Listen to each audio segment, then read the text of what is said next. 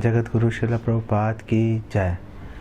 सो हम ये तीसरा पार्ट डिस्कस करेंगे। एक्चुअली में तो चौथा पार्ट है भूमिका का, लेकिन कल क्योंकि हमने सारी डिस्कशन नरसिंह भगवान के ऊपर डेडिकेट कर दी थी, क्योंकि नरसिंह चतुर्दशी थी कल, तो इसको हम भाग 3 ही बोल रहे हैं। और आज हम इसको कोशिश करेंगे कंप्लीट करके इंट्रोडक्शन को। कल से हम भागवतम पहला स्कंद, पहला अध्याय और पहला जो उसका श्लोक है उस पर चर्चा शुरू करेंगे। सो ये भूमिका पर डिस्कशन शुरू करने से पहले प्रभुपाद महाप्रभु उनकी दया का आवाहन करते हैं। आज अनुलंबित भुजाओ कनकावधातु संकीर्तनय पितरौ कमलाय ताक्षो विश्वम्भरो द्विजवरौ युग धर्म पालो वंदे जगत प्रिय करौ करुणावतारो वंदे श्री कृष्ण चैतन्य नित्यानंदो सहोदितो गौड़ोदय पुष्पंदो चित्रो छंदो तमरुदो पंचतत्वात्मकं कृष्णं भक्त रूप स्वरूपकं भक्तावतारं भक्ताख्यं नमामि भक्त शक्तिकं। श्री कृष्ण चैतन्य प्रभु नित्यानंद श्री अद्वैत गदाधर शिवासदि गौर भक्त वृंदा। हरे कृष्ण कृष्ण कृष्ण हरे हरे, हरे राम राम राम हरे हरे। वैराग्य विद्या निज भक्ति योगा शिक्षार्थम एका पुरुषा पुराना श्री कृष्ण चैतन्य शरीर धारी कृपाम्बुदुर्यस्तम अहम प्रपत्ते। नमो विष्णु पादाय कृष्ण प्रेष्ठाय भूतले श्रीमते भक्ति वेदांत स्वामी नित्य नामने नमस्ते सारस्वते देवे गौरवाणी प्रचारने निर्विशेष शून्यवादी पाश्चात्य देश तारिणे। हरे कृष्णा। तो हमने बात की थी कि महाप्रभु पूरी पहुँचे थे, वहाँ पे सार्वभौम भट्टाचार्य से उनकी भेंट हुई। सार्वभौम भट्टाचार्य ने उनको वेदांत सूत्र की मायावाद भाष्य उनको डिस्कस किया, उनको सुनाया, और चैतन्य महाप्रभु ने सारे सिद्धांतों को काट कर भक्ति की सर्वश्रेष्ठता सिद्ध की, और सार्वभौम भट्टाचार्य भक्त बन गए। और महाप्रभु ने उनको अपने कृष्ण रूप के दर्शन भी दिए उनको। और सार्वभौम भट्टाचार्य ने महाप्रभु की प्रसन्नता के लिए, उनको ग्लोरीफाई करने के लिए 100 उन्होंने श्लोकों की रचना कर दी थी वहीं हाथ के हाथ। सो महाप्रभु दक्षिण भारत की यात्रा पर जाना चाहते थे, और उनको सार्वभौम भट्टाचार्य ने बोला था कि आप जाओगे तो गोदावरी के तट पर आपको रामानंद राय मिलेंगे, आप उनसे ज़रूर भेंट करना, बहुत अच्छे भक्त हैं। तो रामानंद राय को पहले भी जानते थे सार्वभौम भट्टाचार्य, लेकिन क्योंकि मायावाद से प्रभावित थे इसलिए कभी रामानंद राय को कभी अप्रिशिएट नहीं कर पाए, कभी उनकी महिमा को समझ नहीं पाए थे। अब भक्त बन गए थे, अब समझ ली महिमा, तो उन्होंने बोला कि आप प्लीज़ जाकर उनसे ज़रूर मिलना, आपको मिलके अच्छा लगेगा। तो महाप्रभु गए दक्षिण भारत की यात्रा के लिए, और साथ में एक सेवक लेके गए थे काला कृष्ण दास। और महाप्रभु गोदावरी नदी के तट पर रामानंद राय से मिले थे। और रामानंद राय एक बड़े ऊंचे ओहदे पर नियुक्त थे और जाति से कायस्थ थे वो। फिर भी इन दोनों अवगुणों को अनदेखा कर कर महाप्रभु ने उनसे वार्तालाप की, बल्कि उनके शिष्य बनकर उनसे जिज्ञासा की। महाप्रभु ने अनेक उनसे प्रश्न पूछे, और मुख्य प्रश्न सबसे उन्होंने जब शुरुआत की थी तो ये पूछा था कि जीवन का साध्य क्या है, जीवन का लक्ष्य क्या है। तो हमने नारद भक्ति सूत्र 21 पर डिस्कशन करते समय हमने पूरी जो महाप्रभु और रामानंद राय के बीच में वार्तालाप है हमने पूरा डिस्कस किया था। तो जब हम इसको YouTube पे अपलोड करेंगे तो मैं उसमें लिंक भी डाल दूंगा डिस्क्रिप्शन में। लेकिन अगर कोई इनकी आपसी बातचीत को जानना चाहता है तो वो YouTube पर नारद भक्ति सूत्र 21 उसको वो सुन सकते हैं, और उनको उसमें से कई शिक्षाएं प्राप्त होंगी, मुझे पूरी आशा है।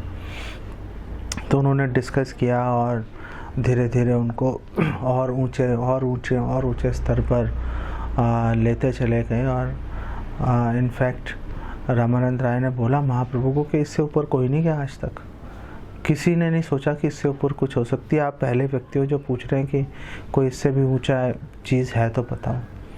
और फिर उन्होंने श्री राधा कृष्ण के पास टाइम्स लीलाएं डिस्कस की।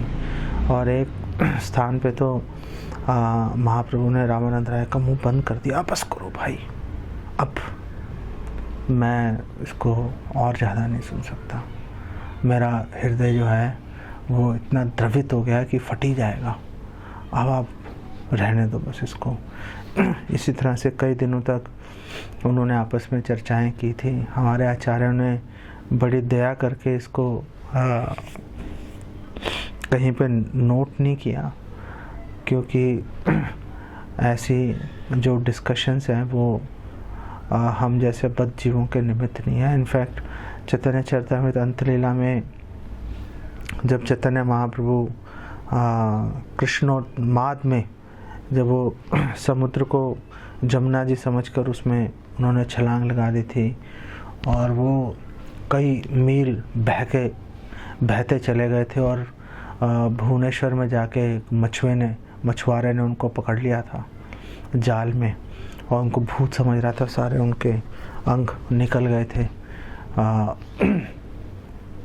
और जब उनको नित्यानंद प्रभु इत्यादि भक्तों ने उनको ढूंढ लिया जब, और ज़ोर ज़ोर से हरे कृष्ण मंत्र करके उनको चेतना में ले आए, तो उस समय चैतन्य महाप्रभु ने कहा ये मैं कहाँ आ गया, मैं तो जमुना के तट पर था और मैं कृष्ण और गोपियों का जो जल के लिए लीला देख रहा था। उस समय वो वहाँ पे वो लीलाओं का उन्होंने विवरण किया है, बड़ा ही विदारक विवरण है। और नए भक्तों को उसको नहीं पढ़ना चाहिए, क्योंकि उसमें बहुत ही इंटीमेट डिस्कशंस उसमें दी गई हैं, वो भी हम पढ़ने के योग्य नहीं है। तो जो महाप्रभु रामानंद राय से बहुत ही कॉन्फिडेंशियल पास टाइम डिस्कस कर रहे थे, हमारे बस की बात नहीं है कि हम उसको समझ सकें। सो उन्होंने आपस में डिस्कशन की और फिर चैतन्य महाप्रभु ने उनको बोला कि आप अपने जॉब से इस्तीफ़ा दे दो, रिज़ाइन करके आप पूरी आकर मेरे साथ रहो, जो कि उन्होंने किया भी रामानंद राय ने। और वो महाराज प्रताप रुद्र के सेवा कर रहे थे वो रामानंद राय। तो महाराज प्रताप रुद्र को जब पता चला कि चैतन्य महाप्रभु के कहने पे वो रिज़ाइन कर रहे हैं, तो उन्होंने उनको पूरी सैलरी जो थी उनकी रेजिग्नेशन के बाद भी उनको देना जारी रखा। इतने महान वैष्णव राजा थे महाराज प्रताप रुद्र। फिर चैतन्य महाप्रभु वहाँ से निकले और उन्होंने दक्षिण भारत की यात्रा के दौरान उन्होंने 2 बड़े महत्वपूर्ण ग्रंथ भी उन्होंने खोजे, ब्रह्म संहिता और कृष्ण कर्णामृता। ब्रह्म संहिता श्री ब्रह्मा जी द्वारा रचित है। जब उन्होंने भगवान की दया से उन्होंने वैकुंठ के दर्शन किए थे, तो उसका वर्णन वो वहाँ पे कर रहे हैं। तो उसका वर्णन ब्रह्म संहिता में, और जो बिलमंगल ठाकुर द्वारा रचित कृष्ण कर्णामृत हैं, वो दोनों ग्रंथ महाप्रभु वहाँ से लेकर आए थे, जो कि एक वैष्णव के जीवन में बहुत ही महत्वपूर्ण ग्रंथ हैं। और हम सब भक्तों को प्रयास करना चाहिए एटलीस्ट ब्रह्म संहिता तो पढ़ें, जिस पर भक्ति सिद्धांत सरस्वती ठाकुर की टीका है। और कृष्ण कर्णामृत पढ़ने के लिए पहले प्रभुपाद की सारी पुस्तकों को कई बार पढ़ना पड़ेगा, तब जाके आप पढ़ पाओगे कि कितनी इंटेंस फीलिंग्स बिलमंगल ठाकुर उसके अंदर दिखा रहे हैं।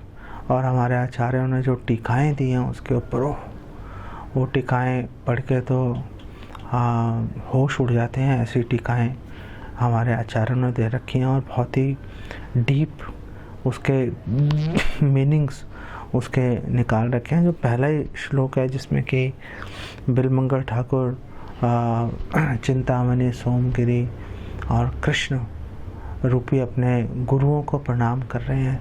चिंतामणि वैश्या थी जिसने उनको रास्ता दिखाया था कि आप भगवान की भक्ति करो। सोमगिरी से उन्होंने दीक्षा ही ली थी और कृष्ण तो जगत गुरु हैं ही।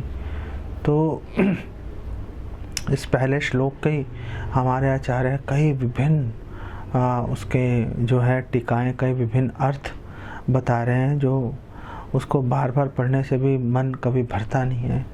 लेकिन ऐसे ग्रंथों को पढ़ने के लिए पहले एक योग्यता प्राप्त करनी पड़ती है, सर्विस करनी पड़ती है, अपनी जो सेक्स डिज़ायर है उसको कंट्रोल करना पड़ता है। उसके बाद में ऐसे ग्रंथों को हम लोग हाथ लगा सकते हैं।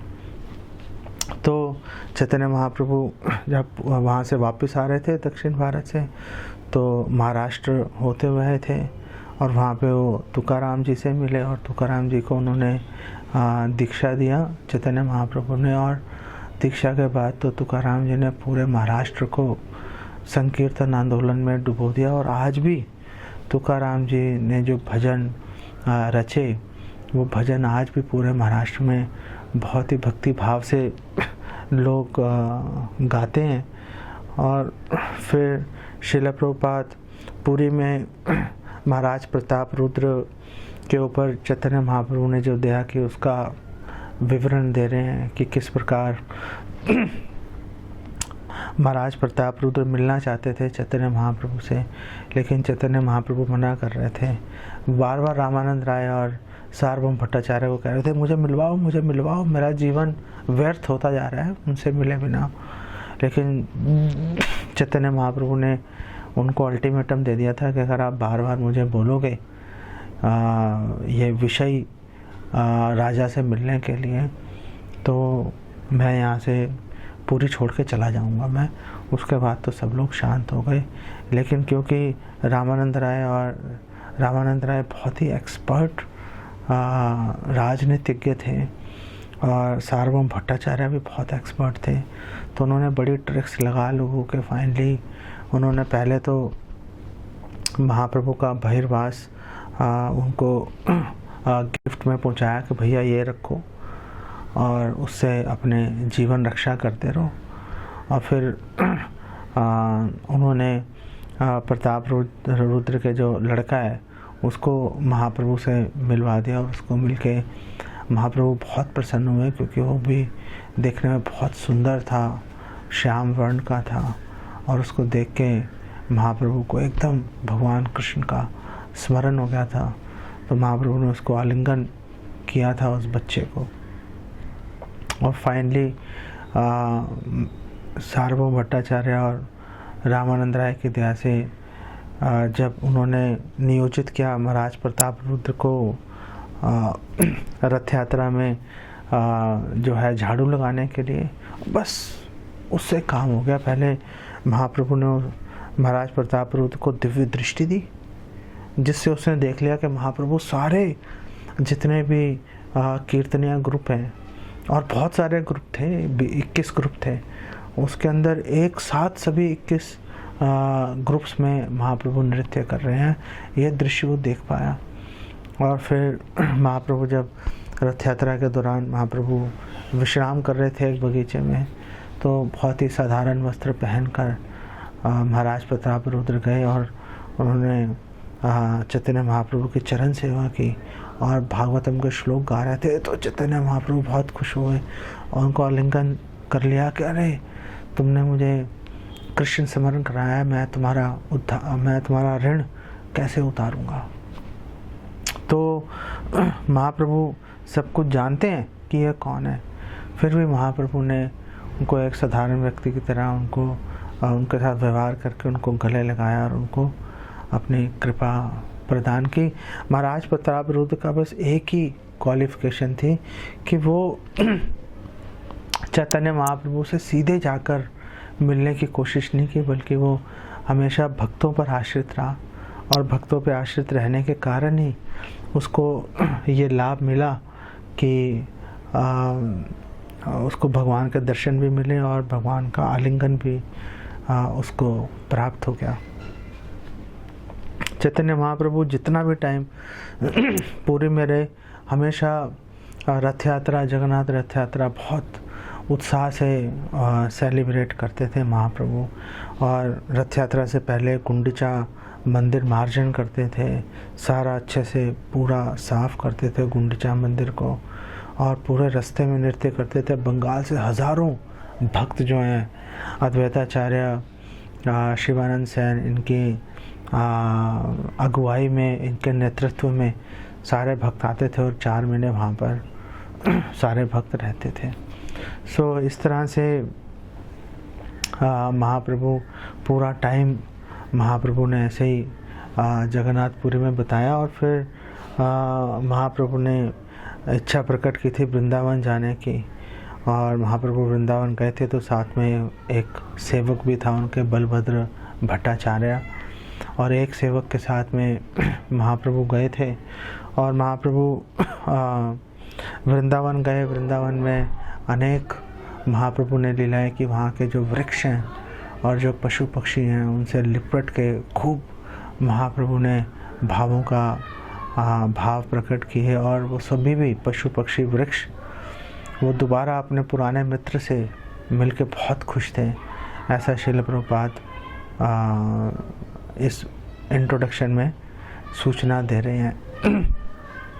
जब बलभद्र भट्टाचार्य सहन नहीं कर पा रहे थे महाप्रभु की एक्सटेसिस वृंदावन में, और महाप्रभु को संभालना बड़ा मुश्किल होता जा रहा था, तो बलभद्र भट्टाचार्य ने प्रार्थना की कि अब काफ़ी टाइम हो गया, अब चलते हैं। महाप्रभु ने जो सारे मुख्य स्थलियाँ महाप्रभु ने सब भ्रमण करी ली थी महाप्रभु ने, तो उनकी इच्छा को ध्यान रख के बलभद्र भट्टाचार्य की महाप्रभु वृंदावन छोड़ के वापस पुरी की ओर उन्होंने प्रस्थान किया।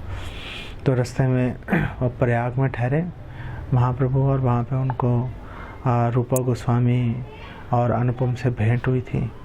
और प्रयाग में महाप्रभु ने रूपा गोस्वामी को दशाश्वमेध घाट पर उनको शिक्षाएं दी थी भक्ति के बारे में, और महाप्रभु ने उनको बताया, रूपा गोस्वामी को भक्ति के विभिन्न गतिविधियों के बारे में महाप्रभु ने उनको बताया कि भक्ति की कौन कौन सी क्या क्या स्टेजेस होती हैं दशाश्वमेध घाट पर 10 दिन तक लगातार।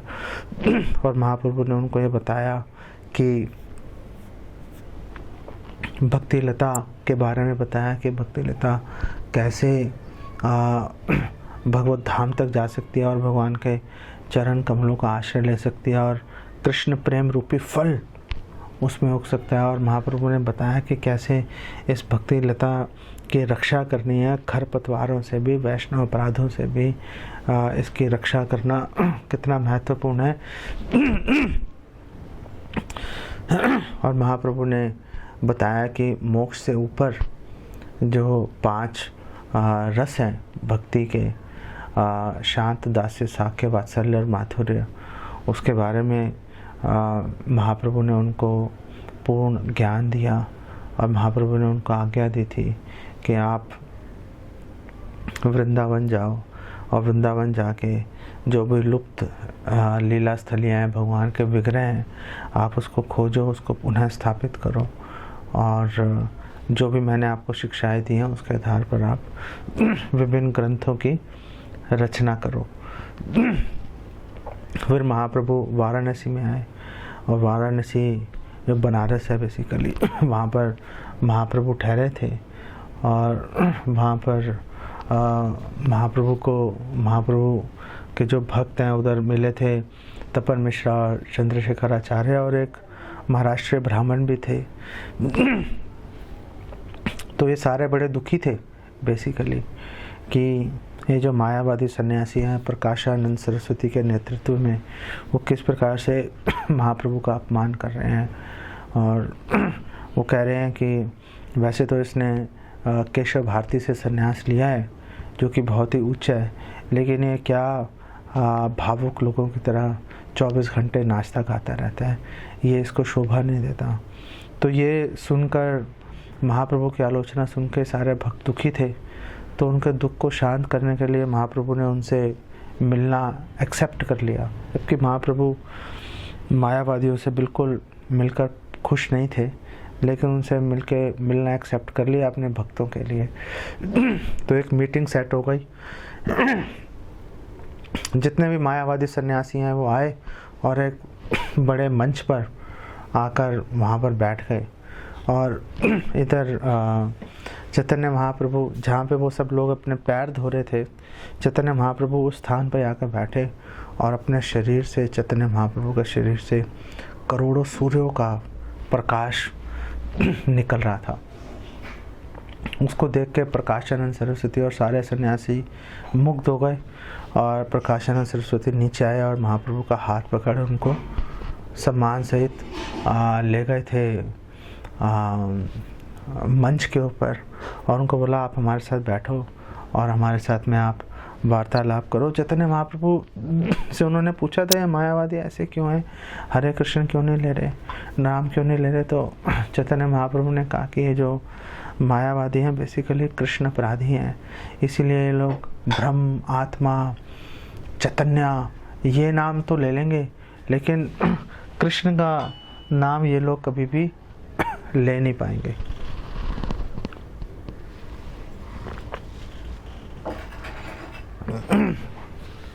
खैर वो मीटिंग सेट हो गई, महाप्रभु आके उनके पास बैठ गए।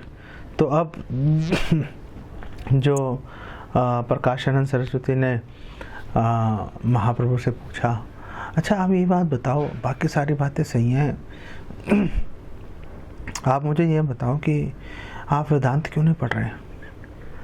तो चैतन्य महाप्रभु ने कहा, देखो मेरे गुरु ने कहा भाई तू मूर्ख है और तुम्हें वेदांत पढ़ने की कोई ज़रूरत नहीं है, और आराम से हरे कृष्णा मंत्र जप और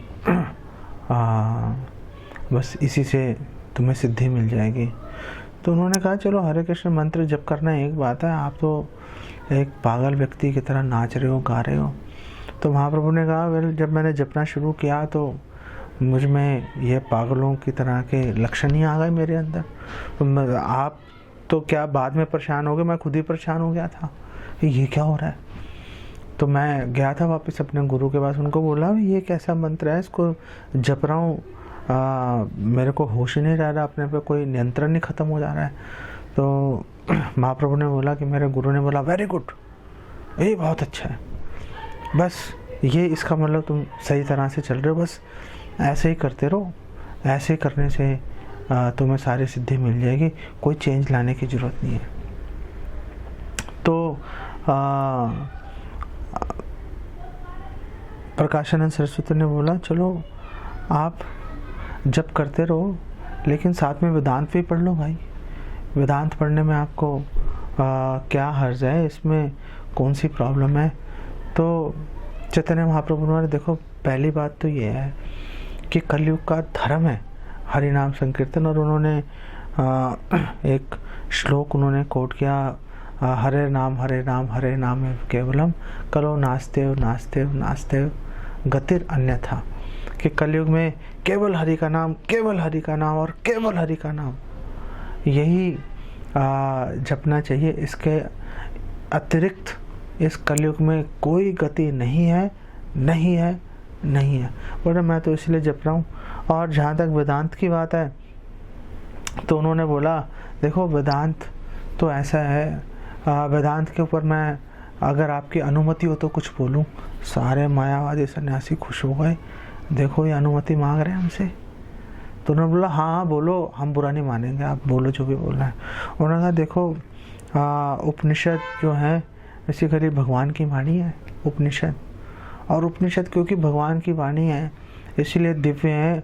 उसके अंदर जो उपनिषद है वो मनुष्यों के 4 जो कमियां हैं, डेफिशिएंसीज हैं, दोष हैं, उससे प्रभावित नहीं होते। कि पहले तो अपूर्ण इंद्रियां, हम लोग ना तो ठीक से देख पाते हैं, ना तो ठीक से सुन पाते हैं, ना टेस्ट कर पाते हैं ठीक से, ना हम ठीक से हमारे स्पर्श कर पाते हैं, माइंड भी हमारा अजीब सा ही चलता है। तो उन्होंने बोला कि अपूर्ण इंद्रियां हमारी, और अपूर्ण इंद्रियां इसलिए इल्यूजन में आ जाते हैं, भ्रमित हो जाते हैं, और ये दूसरा हो गया। और तीसरा जो दोष है कि हम भ्रमित हो जाते हैं, तो उसको वो भ्रमित होकर हम गलतियां करनी शुरू कर देते हैं। ये तीसरी कमी आ गई कि हमसे मिस्टेक्स हो रही हैं। और फिर महाप्रभु ने कहा कि जो चौथी कमी है करन अ पार्ट ऑफ, कि हम जब गलतियां करते हैं तो उसको छुपाने के लिए लोगों को धोखा देते हैं। तो उन्होंने बोला है जो उपनिषद है इसमें ये 4 दोष नहीं है, ये ट्रांसेंडेंटल है। और उपनिषदों की एक्सप्लेनेशन जो है वो वेदांत सूत्र में दे रखी है, जो एकदम क्रिस्टल क्लियर है, एक स्फटिक की तरह बिल्कुल क्लियर है एकदम। लेकिन जो शंकराचार्य हैं, श्रीपाद शंकराचार्य, उन्होंने इतनी परोक्ष उसकी एक्सप्लेनेशंस दे दी, व्याख्याएं, कि वो आच्छादित ही हो गई। और जो भगवान का दिव्य शरीर है वो छुप गया, एक बात है। और भगवान का दिव्य जो सच्चिदानंद स्वरूप है, जो साकार रूप है, वो अब निराकार लोगों को दिखाई देना शुरू हो गया कि भगवान तो निराकार है। तो चैतन्य महाप्रभु ने बोला कि इसमें श्रीपाद शंकराचार्य की कोई दोष नहीं है। उनको तो भगवान ने बोला था कि आप मायावाद सिद्धांत का प्रचार कर दो, तो वो तो आज्ञा में बंधे हुए थे, उनको तो करना ही था। तो चैतन्य महाप्रभु ने कहा कि शंकराचार्य जी का कोई दोष नहीं है इसमें। जो भी दोष है, जो उनको फॉलो कर रहे हैं उनका दोष है।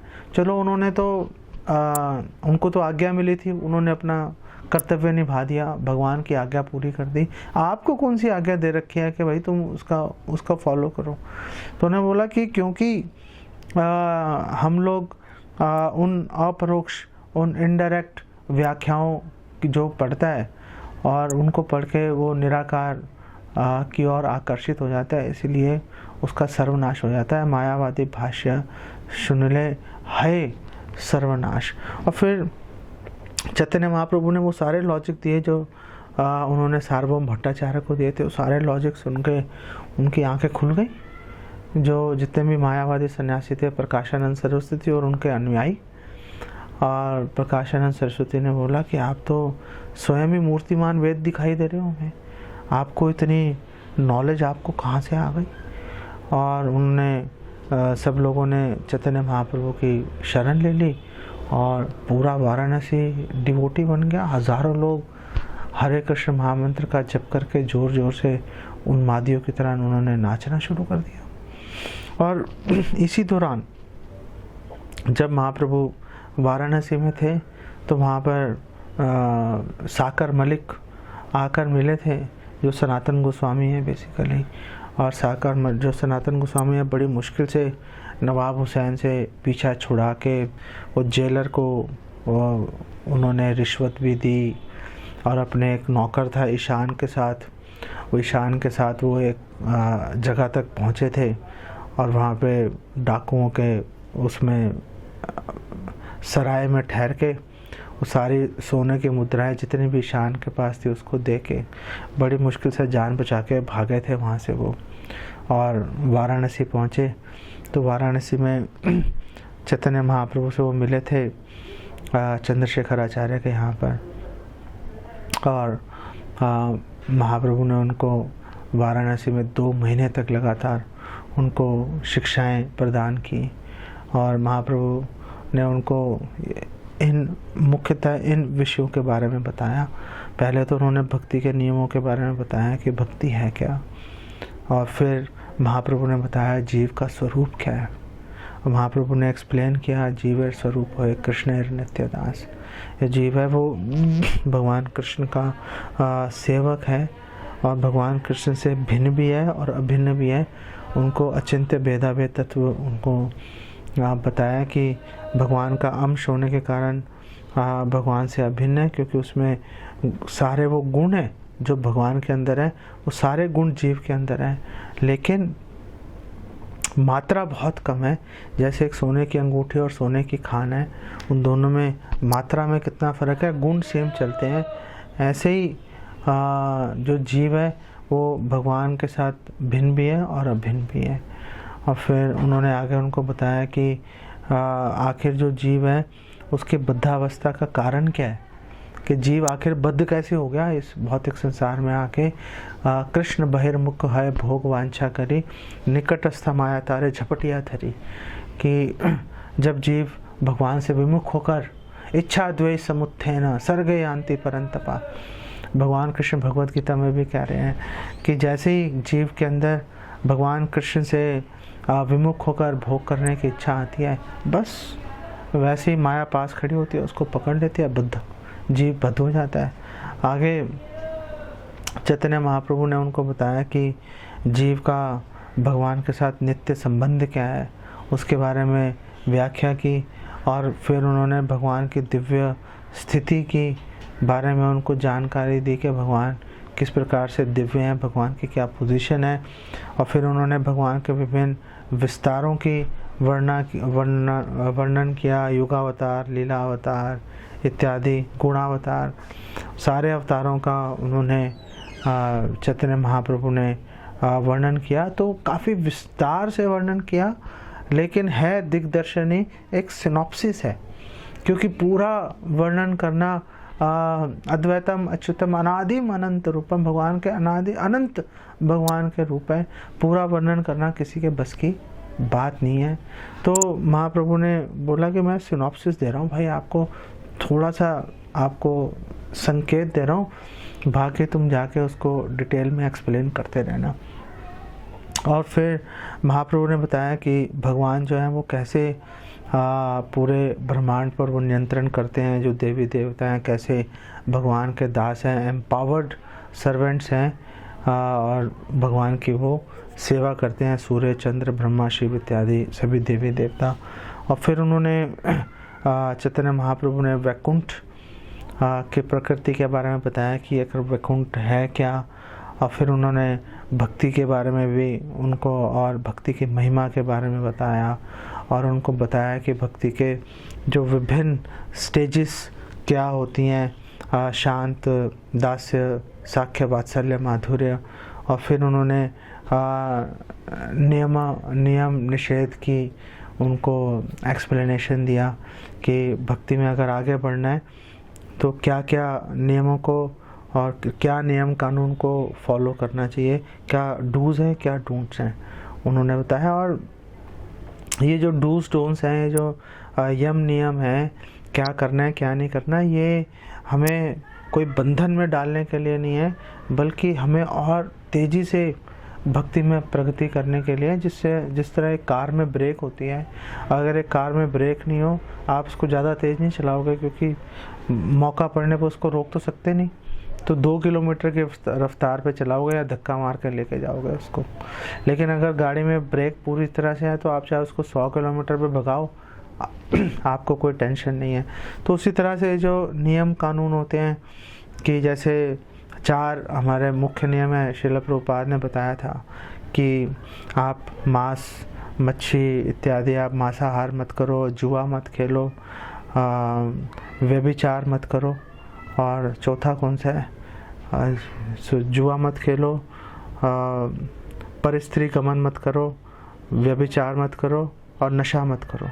तो उन्होंने 4 जो नियम बताए, और श्रील प्रभुपाद ने बोला भाई तुम ये 4 ही फॉलो कर लो तो समझ लो तुम्हारी तपस्या पूरी है, अगर इन 4 को भी ढंग से फॉलो कर लिया। तो महाप्रभु ने नियम कानूनों की व्याख्या की, और महाप्रभु ने उनको युगावतारों के बारे में बताया।